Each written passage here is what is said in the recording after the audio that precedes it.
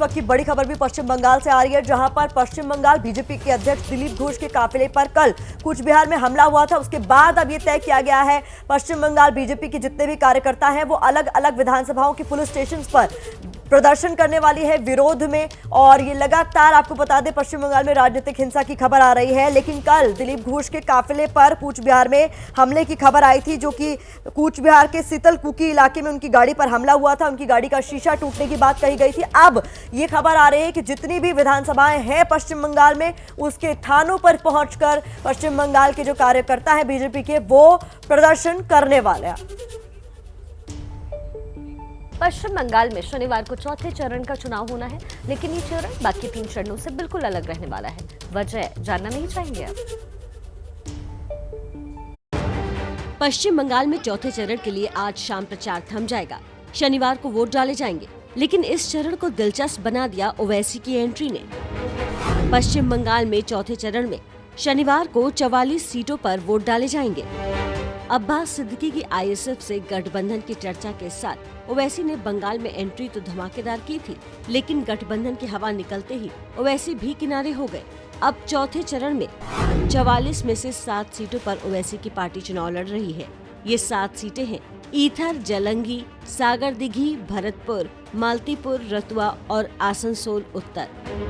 इन सीटों पर चुनाव लड़ने के पीछे ओवैसी जिस गणित पर काम कर रहे हैं वो है मुस्लिम आबादी। इन 7 सीटों में ईथर सीट 52%, जलंगी 73%, सागर दिघी में 65%, भरतपुर में 58%, मालतीपुर में 37%, रतुआ में 41%, आसनसोल उत्तर में 20% मुस्लिम आबादी है। 2016 में इन 7 सीटों में टीएमसी कांग्रेस ने 3-3 और लेफ्ट ने 1 सीट जीती थी। यही वजह है कि टीएमसी ओवैसी की पार्टी पर बीजेपी की तरफ से फंडिंग का आरोप लगा रही है। आरोप से इतर ओवैसी के उम्मीदवार हैदराबाद मॉडल का वादा कर जनता से वोट मांग रहे हैं। पीएम मोदी ने आज एम्स में कोरोना वैक्सीन की दूसरी डोज ले ली है। पीएम मोदी ने 1 मार्च को कोरोना वैक्सीन की पहली डोज ली थी। आज उन्होंने दूसरी डोज ली है। उन्होंने ट्वीट करके इसकी जानकारी दी। साथ ही लोगों से अपील भी की, जो भी वैक्सीनेशन की योग्यता रखते हैं वो जरूर टीका लगवाएं, क्योंकि कोरोना से बचाव का यही एकमात्र रास्ता है। प्रफुल्ल हमारे साथ टेलीफोन लाइन पर जुड़ रहे हैं। प्रफुल्ल, दूसरी डोज भी पीएम मोदी ने ले ली, क्या संदेश देश को जा रहा है?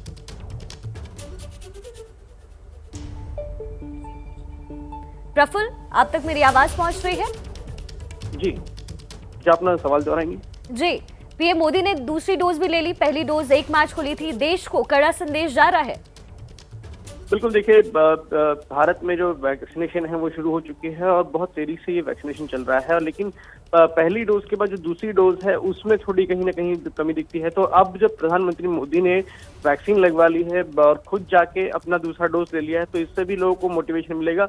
आपको याद होगा जब शुरुआत हुई थी 45 साल से ज्यादा जिन्हें गंभीर बीमारी है और 60 साल से ज्यादा के उम्र के लोगों को वैक्सीनेशन दी जाने की शुरुआत हुई थी, तो प्रधानमंत्री मोदी सबसे पहले गए थे, लगवाया था, जिसके बाद का असर ये है कि बहुत सारे लोगों ने बढ़ चढ़ के इसमें हिस्सा लिया और अब तक जो है 4 करोड़ से ज्यादा जो है इस उम्र के लोगों ने लगवा लिया है। तो इससे जरूर एक बड़ा संदेश जाएगा लोगों में कि दूसरी वैक्सीन लगवानी है, ताकि जो सुरक्षा है दोनों वैक्सीन की डोज लगने के बाद मिलती है वो पूरी मिल सके। प्रफुल्ल, आज सुबह पीएम मोदी एम्स कितने बजे पहुंचे हैं? देखिए, जानकारी मिल रही है कि पिछली बार की तरह ही वो सुबह 6:30 बजे के आसपास वहां एम्स पहुंच गए थे।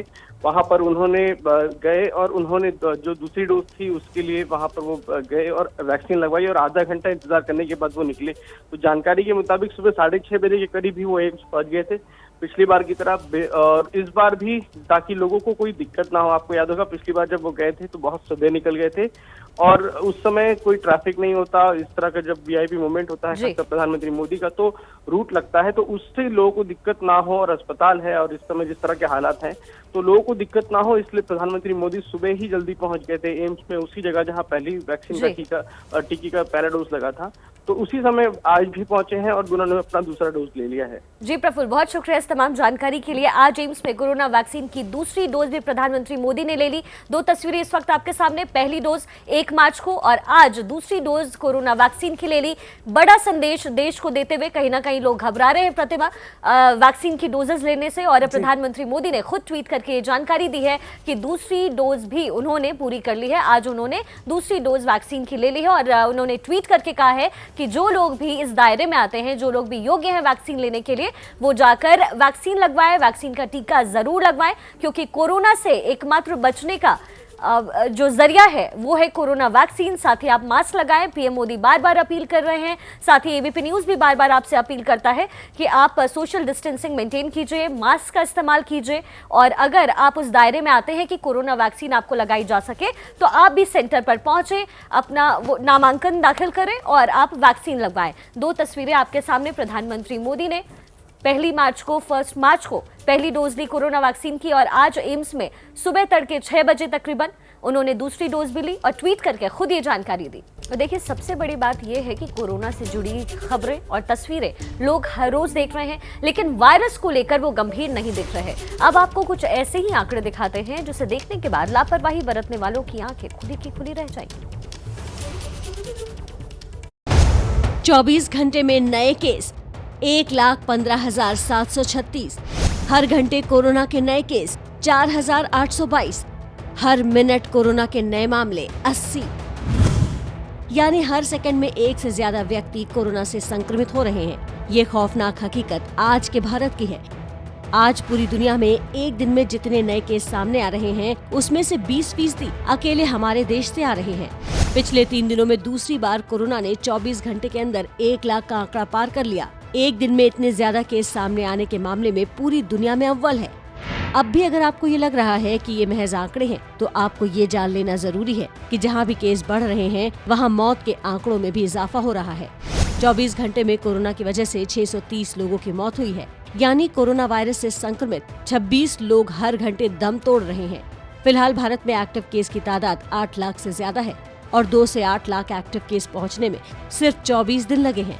और ये सारे आंकड़े बता रहे हैं कि जितनी देर में आपने ये रिपोर्ट देखी, उतनी देर में 57 नए लोग कोरोना से संक्रमित हो चुके हैं।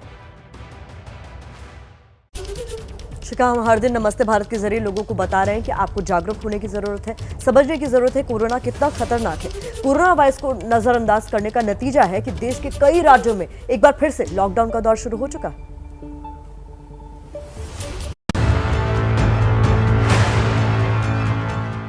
बंद दुकानें, सुनसान बाजार और वीरान सड़कें। ये मंजर एक बार फिर कई शहरों में नजर आने लगा है। छत्तीसगढ़ के 2 शहरों से संपूर्ण लॉकडाउन की शुरुआत हो चुकी है। रायपुर में 9 अप्रैल से 19 अप्रैल तक पूरी तरह लॉकडाउन रहेगा। दुर्ग में 6 अप्रैल से ही लॉकडाउन शुरू हो चुका है, जो 14 अप्रैल तक चलेगा। छत्तीसगढ़ से सटे मध्य प्रदेश में भी कोरोना के मामले तेजी से बढ़ रहे हैं। यहाँ भी हालात को काबू करने के लिए कई पाबंदियां लागू की गई हैं। आज से अगले आदेश तक मध्य प्रदेश के सभी शहरों में रात 10 बजे से सुबह 6 बजे तक कर्फ्यू रहेगा। सभी जिलों के शहरी इलाकों में हर रविवार लॉकडाउन रहेगा। छिंदवाड़ा में आज रात 8 बजे से 7 दिन तक संपूर्ण लॉकडाउन रहेगा। शाहजहांपुर में आज रात 8 बजे से 2 दिन के लॉकडाउन का ऐलान किया गया है। बढ़ते कोरोना केस से यूपी में भी कई जगह नाइट कर्फ्यू की शुरुआत हो चुकी है। लखनऊ में रात 9 बजे से सुबह 6 बजे तक नाइट कर्फ्यू का ऐलान किया गया है। मेडिकल, पैरामेडिकल, नर्सिंग संस्थान को छोड़कर 15 अप्रैल तक सभी शिक्षण संस्थान बंद रहेंगे। कानपुर में 30 अप्रैल तक रात 10 बजे से सुबह 8 बजे तक नाइट कर्फ्यू लगेगा। यूपी में 500 से ज्यादा कोरोना केस वाले जिलों में जिलाधिकारी रात में आवाजाही पर रोक लगाने का फैसला ले सकते हैं। महाराष्ट्र में वीकेंड पर लॉकडाउन का ऐलान कर दिया गया है। व्यापारियों के विरोध के बाद हालांकि मुंबई में ऑनलाइन फूड कंपनियों को 24 घंटे डिलीवरी की मंजूरी दे दी गई है। देखिए, कोरोना के बढ़ते खतरे के बीच कुछ लोग वायरस को नजरअंदाज करने के साथ साथ वैक्सीन को भी नाकाम बताने में जुटे हैं, लेकिन ऐसे लोगों को जवाब दे रही है हमारी ये खास रिपोर्ट। 8,83,72,277 इतने लोगों को कोरोना वैक्सीन की डोज दी जा चुकी है।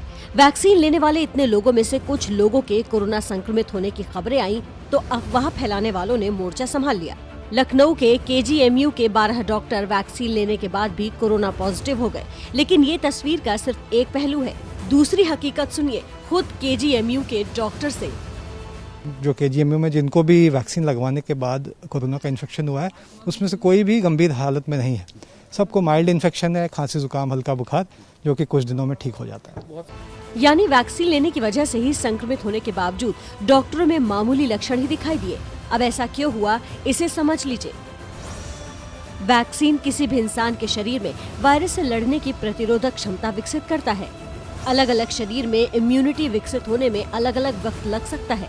इस दौरान वायरस से बचाव के लिए पुराने तरीके आजमाने जरूरी हैं। मास्क पहनना, सोशल डिस्टेंसिंग का पालन, सैनिटाइजर का इस्तेमाल तब भी जरूरी होगा। वैक्सीनेशन से आपको निश्चित रूप से इम्यूनिटी प्राप्त होगी, लेकिन उस इम्यूनिटी को बनने में वक्त लगता है। इसलिए जिनको वैक्सीनेशन हुआ है उनकी पूरी जिम्मेदारी है कि अन्य सुरक्षा नियमों का कड़ाई से पालन करें। KGMU के डॉक्टर अब भी हर रोज कोरोना मरीजों से रूबरू हो रहे हैं, इसलिए वो वायरस की चपेट में आ गए। लेकिन आप वैक्सीन लेने के बाद हर एहतियात बरते तो संक्रमण से बचे रह सकते हैं। इस वक्त की बड़ी खबर आप जान लीजिए। पीएम मोदी ने आज एम्स में कोरोना वैक्सीन की दूसरी डोज ले ली है। पीएम मोदी ने 1 मार्च को कोरोना वैक्सीन की पहली डोज ली थी, आज उन्होंने दूसरी डोज ली है। हमने अब से कुछ ही देर पहले आपको तस्वीरें दिखाई। उन्होंने साथ में ट्वीट करके जानकारी दी कि उन्होंने दूसरी डोज ले ली है। साथ ही लोगों से अपील भी की, जो भी वैक्सीनेशन की योग्यता रखते हैं वो जरूर टीका लगवाएं, क्योंकि कोरोना से बचाव का यही रास्ता है। सुबह ही हमें पता चला कि सर अपनी कोवैक्सीन की सेकेंड डोज़ के लिए एम्स आ रहे हैं और हमें उन्हें वैक्सीनेट करना है। हमने उनको वैक्सीन की सेकेंड डोज़ दी और हमें बहुत अच्छा लगा उनसे मिलके, और फिर उनसे थोड़ी सी बातचीत भी हुई। उन्होंने पूछा कि हम कहाँ से हैं और फिर एक फ़ोटोग्राफ ली, and it was really very memorable moment for me कि उनसे मिलने का मौका मिला और उन्हें वैक्सीनेट करने का मौका मिला इस पैंडेमिक सिचुएशन में। So thank you. तो दो जो नर्सेस आपको तस्वीरों में दिखाई दे रहे हैं, उनमें से निशा शर्मा को आप सुन रहे थे, जिनका ताल्लुक पंजाब से। उसके अलावा पी निवेदा पुदुचेरी से ताल्लुक रखते हैं, जिन्होंने वैक्सीनेशन का डोज पीएम मोदी को लगवाया। कोरोना की दूसरी लहर की दलदल में देश बुरी तरह से फंसता जा रहा है। 12 राज्यों की आबादी संक्रमण के बारूद पर बैठी है। मौत अनगिनत हो रही है, बावजूद इसके कुछ लापरवाह लोग सचेत नहीं रहे। वो कोरोना दूत बनकर घूम रहे हैं।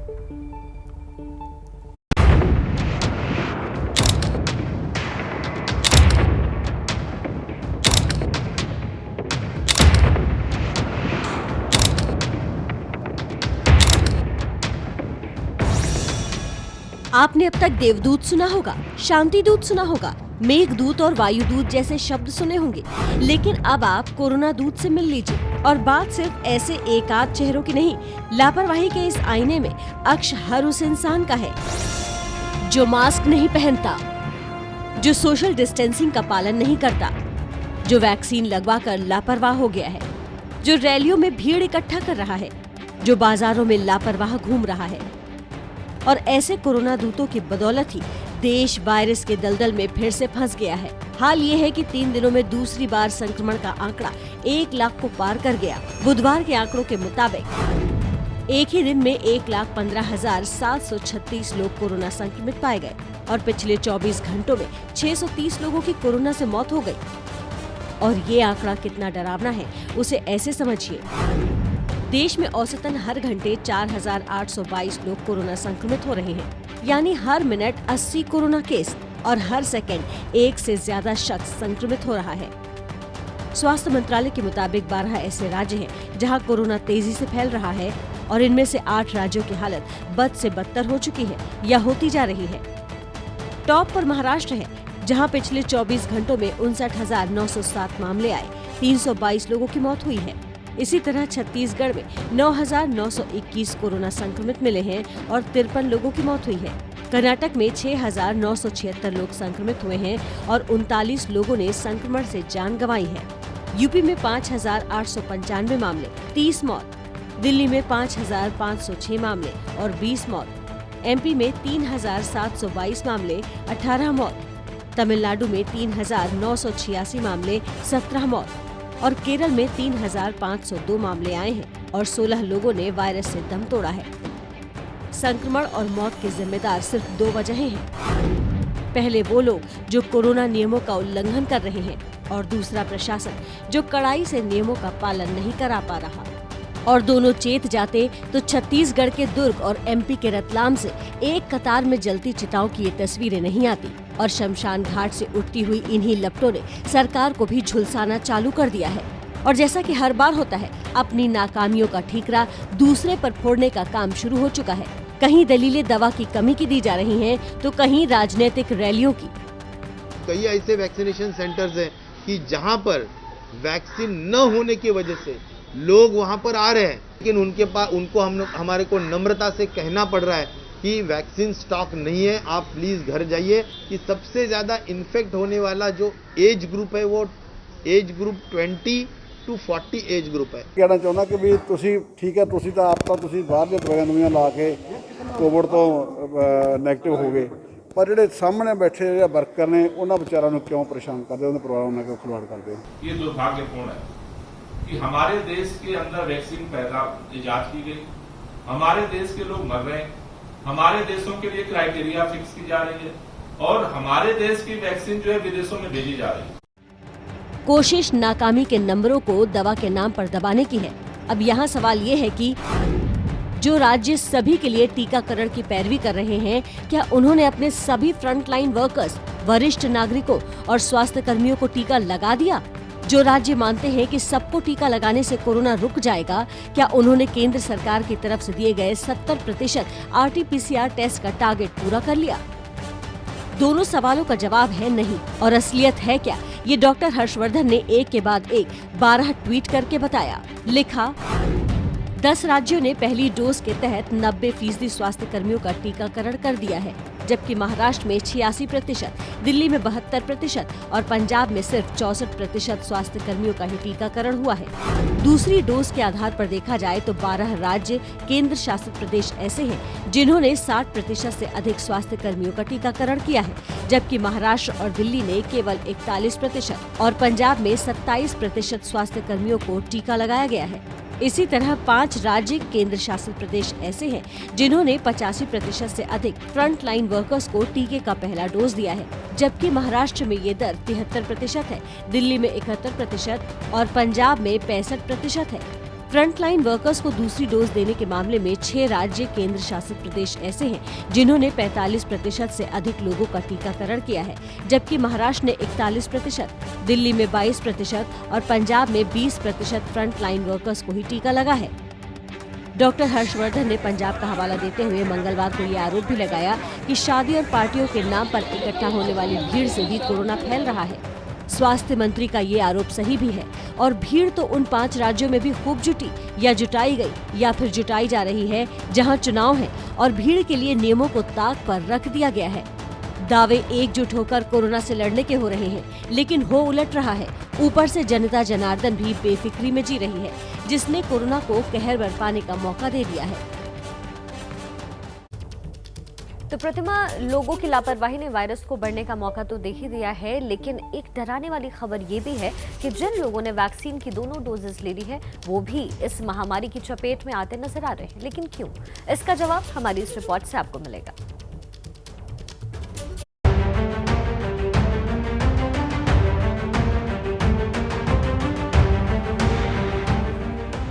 वैक्सीन से कोरोना पर विजय की जो उम्मीद देश लगाए बैठा था, उस उम्मीद को वायरस ने कैसे धराशायी कर दिया है, उसका सबूत है ये तीनों तस्वीरें। अभिनेता परेश रावल और फिल्म निर्माता रमेश तौरानी वैक्सीन का पहला डोज लेने के बाद संक्रमित हुए, तो लखनऊ के मेदांता अस्पताल के डायरेक्टर राकेश कपूर दोनों डोज लेकर भी खुद को संक्रमण से नहीं बचा सके। करीब 4-5 दिन पहले मैं कोरोना से संक्रमित हो गया। हालांकि मुझे दोनों वैक्सीन्स की डोज लग चुकी थी। मैं जनमानस को बताना चाहता हूं कि इसका ये मतलब नहीं है कि वैक्सीन इनइफेक्टिव है। वैक्सीन आने के बाद सरकार का मकसद ये था कि स्वास्थ्य कर्मियों को सबसे पहले कोरोना से सुरक्षित किया जाए, लेकिन वायरस ने बता दिया कि मौजूदा स्थिति में बलवान वही है। और इसकी बड़ी तस्वीर ये है कि अब लखनऊ के किंग जॉर्ज मेडिकल यूनिवर्सिटी के 12 डॉक्टर कोरोना संक्रमित पाए गए हैं। इन सभी डॉक्टरों को कोरोना की दोनों डोज लग चुकी थी। जो ये माइक्रो ऑर्गेनिजम्स होते हैं, इनकी बहुत बड़ी खूबी होती है कि जैसे ही आप इनके लिए कोई दवा या कोई वैक्सीन तैयार करते हैं और यदि उनकी नज़र में ये आ जाता है तो ये तुरंत के तुरंत उससे अपने को चेंज कर लेते हैं। इसलिए जिनको वैक्सीनेशन हुआ है उनकी पूरी जिम्मेदारी है कि अन्य सुरक्षा नियमों का कड़ाई से पालन करें। मतलब ये कि अभी समय लंबा लगेगा और मुकम्मल दवा आने तक आप सावधान रहें, तभी संक्रमण से सुरक्षित भी रह सकेंगे। इसकी बड़ी वजह यह है कि दुनिया में कोरोना की एक भी वैक्सीन ऐसी नहीं बनी जो 100% सुरक्षा की गारंटी देती हो। कोरोना वैक्सीन लगने के बाद भी एंटीबॉडी बनने में वक्त लगता है। दूसरी डोज के बाद एंटीबॉडी रिस्पॉन्स 4 से 6 हफ्ते के बाद ही दिखता है। जो एंटीबॉडीज बनती हैं उनको बनने में वक्त लगता है। इवन दूसरी डोज के बाद मैक्सिमम एंटीबॉडी रिस्पॉन्स जो है वो आप समझ लीजिए कि 4 से 6 हफ्ते के बाद ही दिखाई देता है। धीरे धीरे एंटीबॉडीज़ का लेवल बढ़ रहा होता है। मान लीजिए वैक्सीन अगर 90% इफेक्टिव है तो कोई तो 10% के अंदर आएगा। कोई भी जो वैक्सीन होती है उसका ये मतलब नहीं होता है कि आपको कभी इन्फेक्शन नहीं हो सकती। आपका केस पॉजिटिव हो सकता है लेकिन आप बहुत ज़्यादा बीमार नहीं हो सकते। जैसे BCG भी लगवाते हो तो BCG का मतलब होता है कि बच्चों को TB हो सकती है, बट जो TB से होने वाली कॉम्प्लिकेशंस है वो कभी नहीं हो सकती। सेम जो कोविड है इसकी भी जो वैक्सीन है इसका ये मतलब नहीं कि आप पॉजिटिव नहीं हो सकते। तो सावधानी हटी तो संक्रमण की दुर्घटना घटी। इसलिए जरूरी है कि आप गलतफहमी में ना पड़े और पहले की तरह कोरोना नियमों का पालन करें। खासतौर पर इसलिए क्योंकि कोरोना के नए स्ट्रेन देश में दाखिल हो चुके हैं जो पहले से ज्यादा रफ्तार से संक्रमित करते हैं।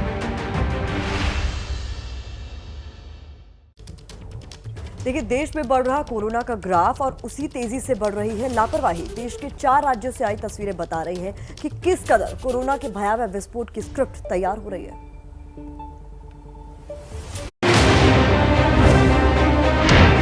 जागरूक तो हम अपनी तरफ से हो ही रहे हैं मैडम, पर कितना करें मतलब।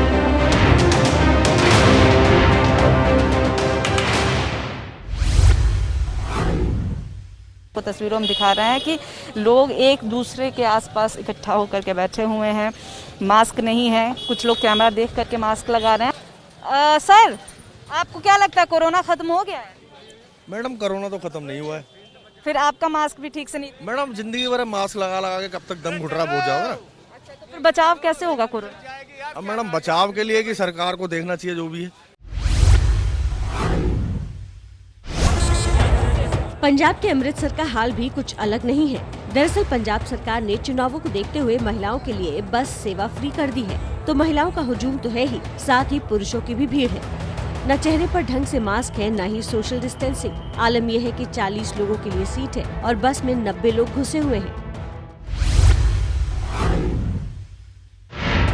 इस लाइन में लगे लोगों के चेहरे पर मास्क है, लेकिन सोशल डिस्टेंसिंग कहीं भी नहीं। तस्वीरें गुरुग्राम के सिविल अस्पताल की हैं। लोगों की जान बचाने के लिए बनाए गए अस्पताल के अंदर ये हाल देखकर समझ नहीं आता कि लाइन में लगे इन लोगों को दोष दे या अस्पताल प्रशासन को। खचाखच भरा ये बाजार मध्य प्रदेश के रतलाम का है। हाट बाजार पहुंची ये भीड़ कोरोना को खुलेआम चुनौती दे रही है। वहीं प्रशासन नियमों के धज्जियां उड़ाने पर कार्रवाई की बात पर अटकी हुई है।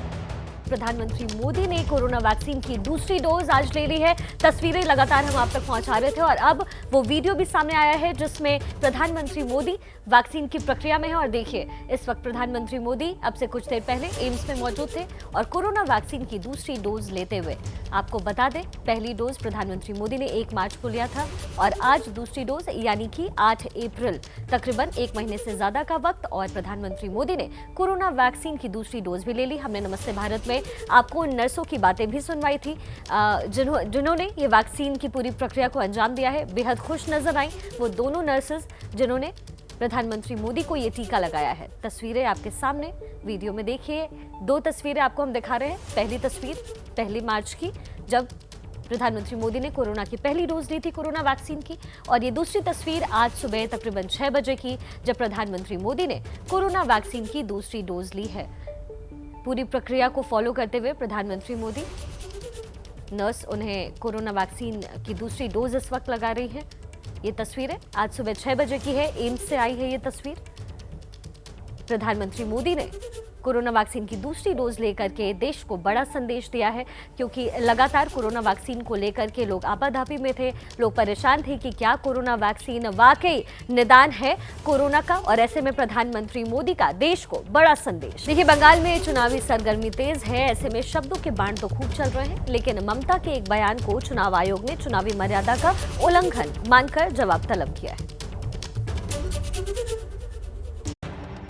अपने आक्रामक तेवर से चुनाव मैदान में उतरी ममता बनर्जी के लिए उनका एक बयान मुसीबत बन गया है। चुनाव आयोग ने मुस्लिमों को लेकर दिए ममता के बयान को आचार संहिता का उल्लंघन मानते हुए ममता बनर्जी से 48 घंटे में जवाब तलब किया है। यानी चौथे चरण से पहले ममता बनर्जी को चुनाव आयोग के सामने सफाई पेश करनी होगी। दरअसल 3 अप्रैल को ममता ने दक्षिण 24 परगना जिले के रायदिघी में रैली करते हुए मुस्लिमों से टीएमसी को वोट देने की अपील की थी।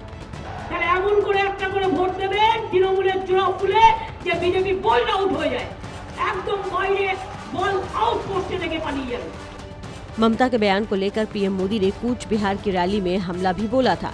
चुनावी मंच के साथ साथ बीजेपी ने चुनाव आयोग में भी ममता की शिकायत की थी। चुनाव आयोग ने जांच के दौरान ममता के बयान को आपत्तिजनक पाया और एक्शन ले लिया। आपको बता दें कि मुख्तार अंसारी को पंजाब से यूपी ले आया गया है, लेकिन उसका मुद्दा राज्य पार करके अब बंगाल पहुंच गया। क्यों कह रहे हैं ऐसा, रिपोर्ट से समझिए। मंगलवार को पंजाब के रोपड़ से चला मुख्तार का काफिला बुधवार तड़के यूपी की बांदा जेल पहुंचकर थम गया, लेकिन मुख्तार का मुद्दा आगे बढ़ते हुए बंगाल चुनाव तक पहुंच गया। इनसे लंबे हाथ कानून के होते हैं। पश्चिम बंगाल के चुनाव में बीजेपी कानून व्यवस्था को लेकर लगातार ममता सरकार पर हमलावर है। बुधवार को चुनाव के लिए बंगाल पहुंचे यूपी के सीएम योगी आदित्यनाथ के पास तो कानून व्यवस्था पर अपनी पीठ थपथपाने और बंगाल पर हमले के लिए मुख्तार के रूप में एक मुखौटा भी था, तो योगी ने भी मौके को हाथ से जाने नहीं दिया। 2 तारीख के बाद फिर तय कर लो, कानून ढूंढ करके निकालेगा, जैसे कल का दृश्य आपने उत्तर प्रदेश के अंदर देखा होगा। ये अपराधी और माफिया कितना भी बड़ा क्यों नहीं होगा, ढूंढ करके उसको पाताल से निकाल करके जेल के अंदर डालने का काम किया। टीएमसी भी कानून व्यवस्था और महिलाओं के मुद्दे पर बीजेपी को घेरने के लिए हमेशा यूपी में अपराध के आंकड़ों का सहारा लेती है। कोरोना को लेकर के इस वक्त एक बड़ी खबर आ रही है। न्यूजीलैंड ने भारत से अपने देश में एंट्री को फिलहाल रोक दिया है। कोरोना को देखते हुए, कोरोना के बढ़ते ग्राफ को देखते हुए ये फैसला लिया गया। बड़ी बात यह है कि इसमें न्यूजीलैंड के उन नागरिकों को भी एंट्री नहीं मिलने वाली है जो अभी तक भारत में ही थे। आपको बता दें, न्यूजीलैंड में ये पाबंदी 11 अप्रैल से 28 अप्रैल तक लागू रहेगा। यानी भारत का असर जो है वो अब न्यूजीलैंड पर नजर आएगा। कोरोना का बढ़ता ग्राफ, न्यूजीलैंड ने भारतीय के आने पर पाबंदी लगी, साथ ही न्यूजीलैंड के जो लोग इस वक्त भारत में हैं उन पर भी पाबंदी लगी। आपको ये भी बता दें कि न्यूजीलैंड की बहुत ज्यादा तारीफ हुई थी पिछली बार जब कोरोना का सर्ज देखा गया, तो जिस तरीके से न्यूजीलैंड ने कोरोना के केसेस को बढ़ने से अपने यहाँ रोका था। कोरोना से जुड़ी खबरें और तस्वीरें लोग हर रोज देख रहे हैं, लेकिन वायरस को लेकर वो गंभीर नहीं हो रहे। अब आपको कुछ ऐसे आंकड़े दिखाते हैं जिसे देखने के बाद लापरवाही बरतने वालों की आंखें खुल जाएंगी। 24 घंटे में नए केस 1,15,736। हर घंटे कोरोना के नए केस 4,822। हर मिनट कोरोना के नए मामले 80। यानी हर सेकंड में एक से ज्यादा व्यक्ति कोरोना से संक्रमित हो रहे हैं। ये खौफनाक हकीकत आज के भारत की है। आज पूरी दुनिया में एक दिन में जितने नए केस सामने आ रहे हैं, उसमें से 20% अकेले हमारे देश से आ रहे हैं। पिछले 3 दिनों में दूसरी बार कोरोना ने 24 घंटे के अंदर 1 लाख का आंकड़ा पार कर लिया। एक दिन में इतने ज्यादा केस सामने आने के मामले में पूरी दुनिया में अव्वल है। अब भी अगर आपको ये लग रहा है कि ये महज आंकड़े हैं, तो आपको ये जान लेना जरूरी है कि जहाँ भी केस बढ़ रहे हैं, वहाँ मौत के आंकड़ों में भी इजाफा हो रहा है। 24 घंटे में कोरोना की वजह से 630 लोगों की मौत हुई है। यानी कोरोना वायरस से संक्रमित 26 लोग हर घंटे दम तोड़ रहे हैं। फिलहाल भारत में एक्टिव केस की तादाद 8 लाख से ज्यादा है और 2 से 8 लाख एक्टिव केस पहुँचने में सिर्फ 24 दिन लगे हैं। और ये सारे आंकड़े बता रहे हैं कि जितनी देर में आपने ये रिपोर्ट देखी, उतनी देर में 57 नए लोग कोरोना से संक्रमित हो चुके हैं। देश से रोहिंग्या को बाहर निकालने के मुद्दे पर आज सुप्रीम कोर्ट बड़ा फैसला सुनाएगा। जम्मू कश्मीर में हिरासत में लिए गए रोहिंग्याओं को म्यांमार वापस भेजने के केस में सुप्रीम कोर्ट आज फैसला सुनाएगा। मामला दरअसल ये है कि इसी साल मार्च में जम्मू कश्मीर प्रशासन ने अवैध रूप से रह रहे 168 रोहिंग्या को हिरासत में लिया था। केंद्र सरकार हिरासत में लिए गए सभी रोहिंग्या को वापस म्यांमार भेज रही थी। सरकार के फैसले के खिलाफ वकील प्रशांत भूषण ने सुप्रीम कोर्ट में याचिका दायर की। प्रशांत भूषण ने सुप्रीम कोर्ट से अपील की कि हिरासत में लिए गए रोहिंग्या को छोड़ा जाए और उन्हें भारत में शरणार्थी का दर्जा दिया जाए। प्रशांत की दलील थी कि इस बात का कोई सबूत नहीं है कि रोहिंग्या देश की सुरक्षा के लिए खतरा है। भूषण ने अफ्रीकी देश गाम्बिया का उदाहरण देकर अंतर्राष्ट्रीय समझौतों का हवाला दिया।